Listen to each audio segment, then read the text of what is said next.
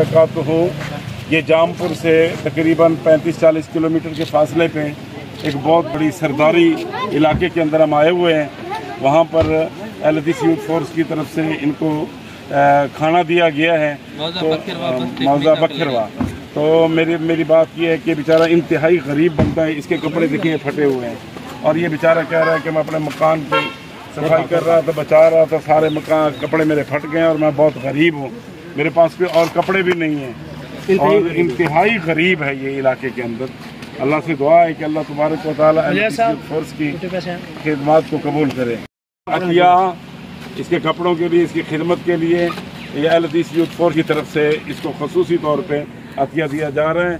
ये एक मुसलमान है, हम सब का फ़र्ज़ है कि ऐसे हारी और वडेरों के इलाके में ये रहने वाला, जो सरदारी इलाके के अंदर ये सैलाब के अंदर इसका मकान का शदीद नुकसान हुआ है, इंतहाई गरीब बनता है। तो तमाम मुसलमान भाइयों से मेरी दरख्वास्त है कि जामपुर के सैलाब ज़दगान को याद रखें, उनको खाने की, खैमे की, राशन की बहुत ज़रूरत है। अल्लाह ताला सबको जज़ाए खैर। अस्सलाम वालेकुम।